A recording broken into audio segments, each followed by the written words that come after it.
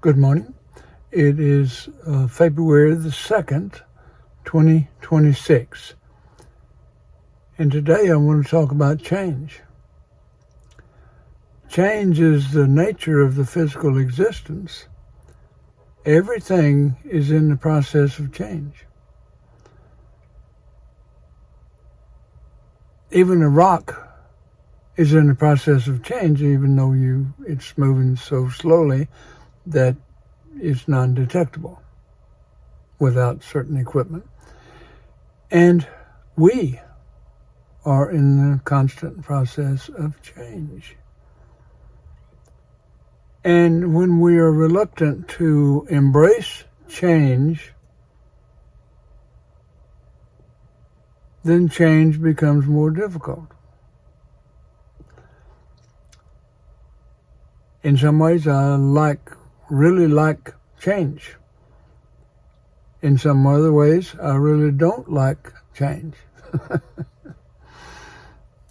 So it's a juxtaposition that describes my life probably closer than anything else, as a juxtaposition. The nature of the physical existence is change. Of course, the quality of the physical existence is stability. And so we're always reaching for stability. But as a lady doctor pointed out to me at School of Metaphysics, is that when you take a step forward, when you lift your foot off the ground, the world is out of balance. And when you put your foot back down on the ground, headed for something you want, you're in balance again. But if you stay in balance too long, it becomes stagnation. So it's a tricky thing to do, to embrace change. But that's the most productive way.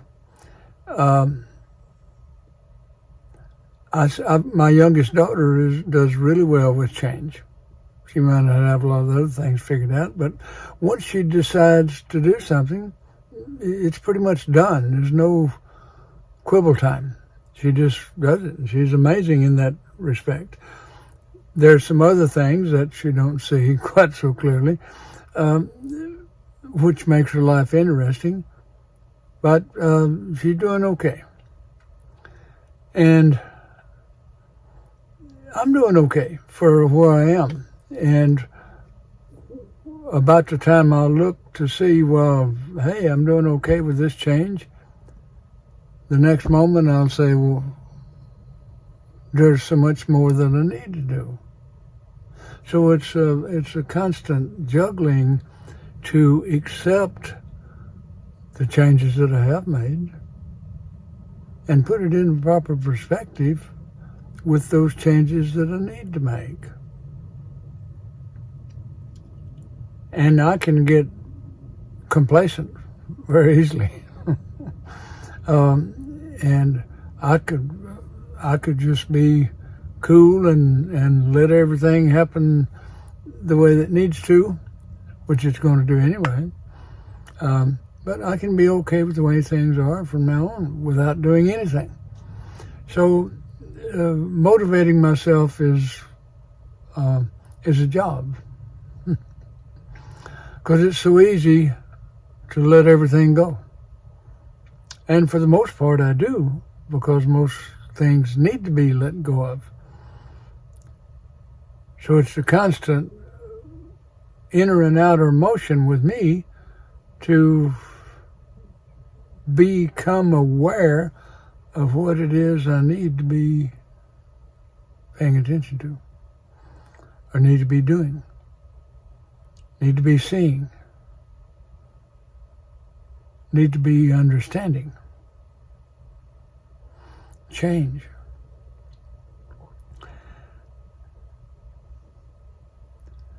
We're all in the process of change, and I heard one lady at the School of Metaphysics who was my field director for a time. She was from England. And we were riding to the college together one time. She was driving, and I was just basically, we were talking, and I was listening. And she, at one point, she said she thought that we were here to learn to embrace change. And that kind of stuck in my mind. That makes a lot of sense. And most things become diversions from working with the change. Keeping yourself satisfied, all sorts of things. But change is the nature of the physical existence. It may appear that we fool ourselves into thinking, well, if we can just make ourselves comfortable, we can get on through this with ease. And yes, that's true. But with that ease also comes the slowing down of the learning process. And yet, on the other hand, if I'm forcing myself to change so quick to keep up with the Joneses, that's mostly the way it happens. If I'm too far and leaned in that direction, then I'll get myself in trouble too. So either direction can pose problems. What seems to be right is wrong.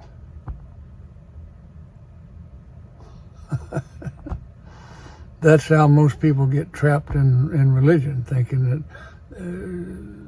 going so far as to think about right and wrong, and that takes itself out of the picture totally or temporarily. Change.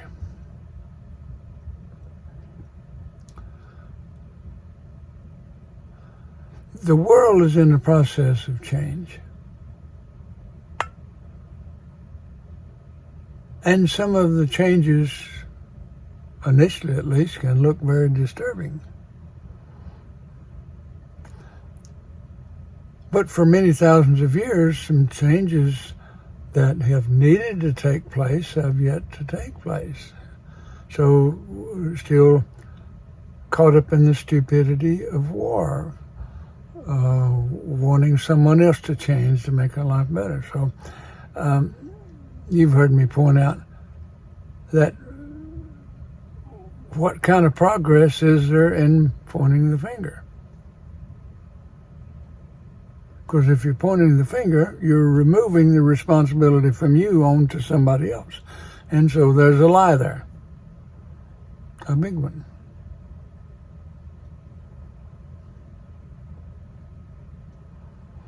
I see groups of people getting together and wanting to shout and holler to call attention to their plight, which they've been ignoring all along. If I don't like to go hollering to other people to make things better for me,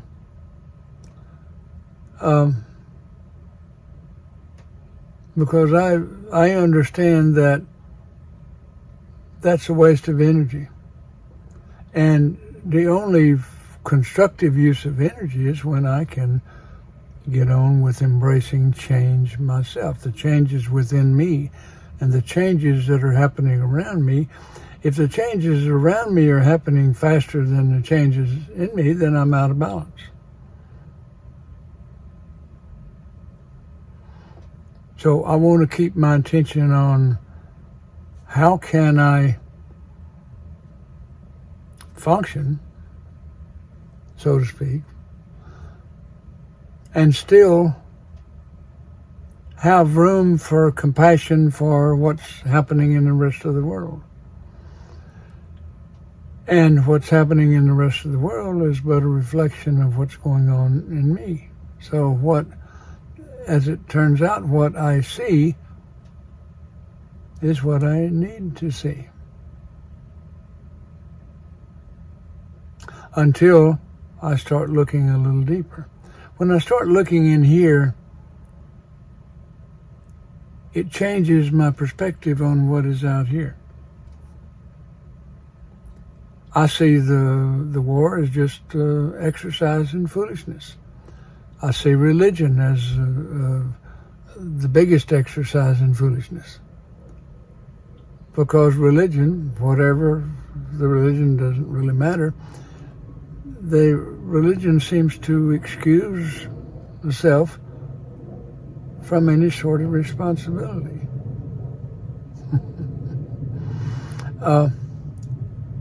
In other words, we're taught through religion that changes happen from above.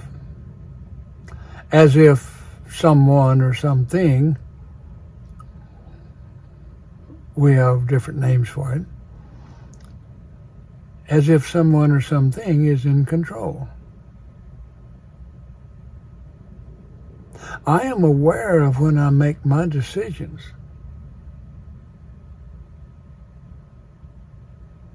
I have no awareness of someone else making my decisions.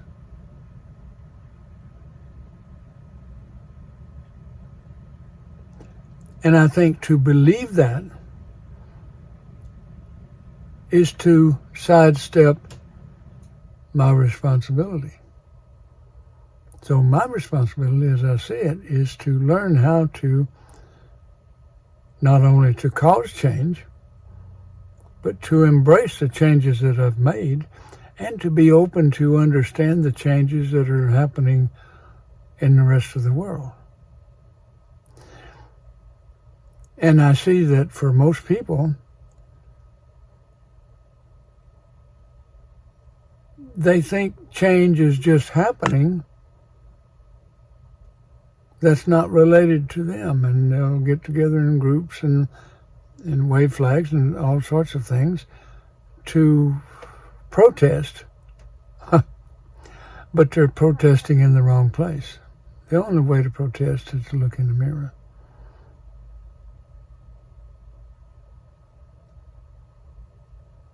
This is all. Because to look within is to find where the real changes need to take place. And the real change is about accepting more of who I am through experience. And each experience holds within it the opportunity for me to learn a little bit more about myself. That's where my attention needs to be, and that's where more and more I am moving my attention into this space.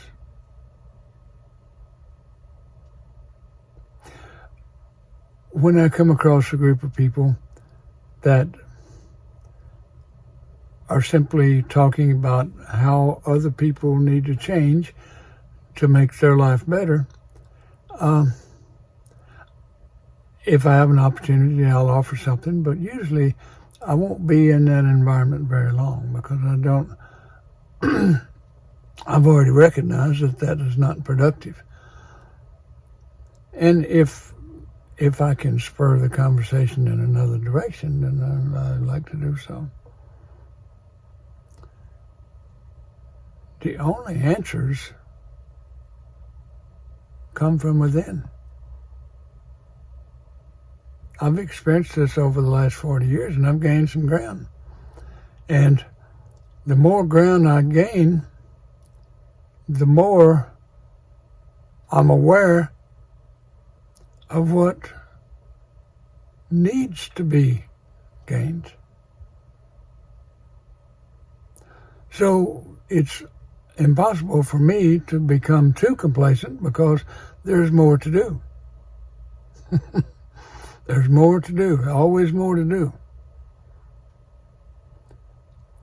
So I attempt to at least to quietly embrace change.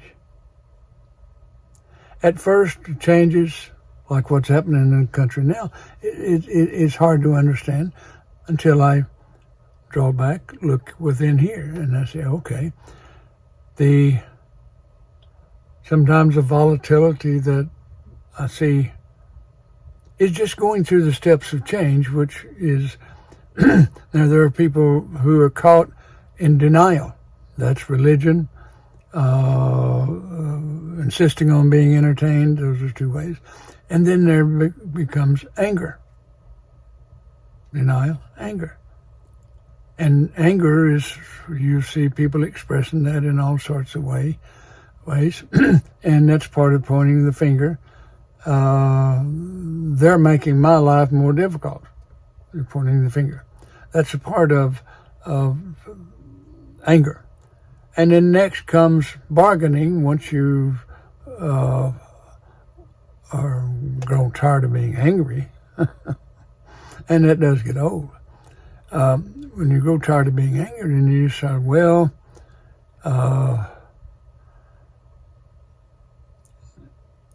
and usually it starts with begging, Lord, please help me in this way, and so forth. But the truth is, Lord gave you, or the God gave you everything you needed in the beginning, and how you're misusing it is what's causing the problems that you have. That's the truth. So the bargaining, if you'll just give me this, I'll be good. That's a part of the bargaining. And then next comes the depression, because you, after you've gone through these first few steps, and you begin to understand how things really are, that is kind of a depressing feeling. Oh, hell. So if I've got to accept this, then let me do so. But I don't like it. And that's depression. And depression, as it's defined at School of Metaphysics and in the Permanent Healing book, depression is nothing more or less than thinking about what you don't have. Whether you don't have it or can't have it in your own mind, it's the same thing. So depression is, okay, I've got to accept the way things are. And that acceptance begins to come in. So once you go through the depression of chiseling away the other options, the denial, the anger, the bargaining, and then beginning realization of when you're in depression, you begin to realize, well, if this is the way things are, then I must respond to the changes. And that's where you find acceptance. So acceptance is described in the Bible as mercy, grace. Those are not things bestowed upon you. This is the culmination of experience, which is how we learn. So acceptance is the only true beginning, and it's similar to embracing change, is acceptance. So I've been working a lot with this. And yes, I go through the depression of, well, I thought I was farther along than what I am. Why do I have to do all this stuff? That's a part of the depression, and the bargaining and so forth. So it's, what it comes down to is the changes that I have made put me into a better state of mind to accept or to be cognizant of the things that I can do. And what's before me now is learning to embrace the change of doing. I need to do more. And I'm working with the activity that brings things into motion. First, you got the ideal, which is what you want to produce, and each goal with purpose added, and then the activity is what gives it a place to be. So I'm focused more on the activity of what I can do and what I want to do, All of these things. I'm in a place of greater awareness than I had previously. So now I'm at a different level of responsibility. That's the way it works. Each change you make puts you in an elevated position, which also increases your responsibility. Responding to your abilities, responding with your abilities, and simultaneously developing more ability to respond. And at this place in my life, I'm seeing things come to me that are a culmination of me relaxing enough to allow it. We get in our own way. And so, as Kathy Rainbow said, it's about the need to embrace change. That's heavy, but it's light as well.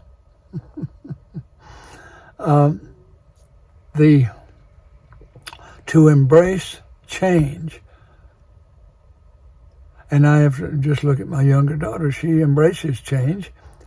She don't have the understanding about mine and some other things that I talk about, but she's doing good. And I remind myself that each person is on their own trajectory, their own timeline. And the moment they try to do it like somebody else is doing it, that can be good if they're looking for a better pattern to use. But if they're just trying to mimic somebody else or copy somebody else without the understanding that it brings, then they're just wasting time in a new way. They're not really progressing. They're still in the position of bargaining to try, well, maybe if I just do this, maybe if I just do that. That's the bargaining. That's another part of bargaining. And I've done a lot of that. At any given time, try this.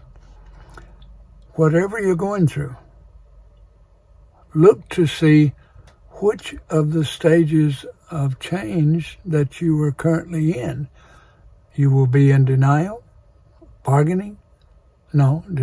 anger, bargaining, depression, or acceptance. You will be in one of those frames of mind with what you are doing. So if you catch yourself, okay, I'm in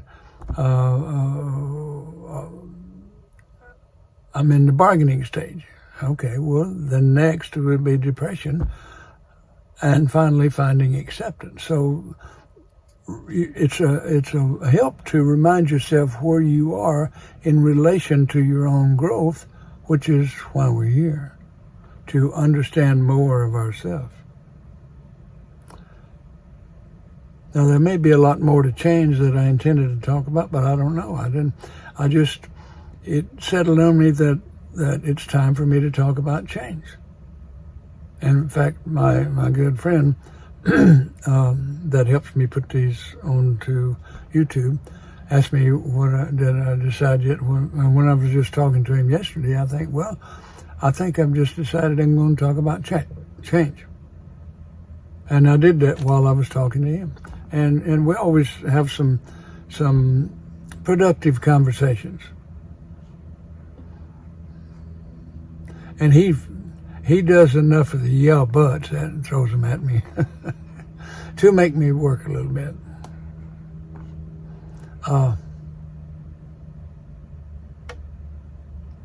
But yesterday I actually took the time and was in a different frame of mind to explain to him something that he had a question about that I wasn't quite ready to answer yet. But I finally just said, okay, I'm going to plug in here and just lay it out. And the compliment he gave me after I was through with that was clear to him. So I guess me taking the time to get in here and get clear before I speak was maybe the thing that helped there.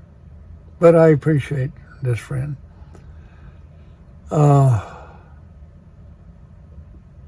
And there's probably a lot more about change that I could say, but I guess I've said what I needed to say. I'm Winston Cunningham. Thank you.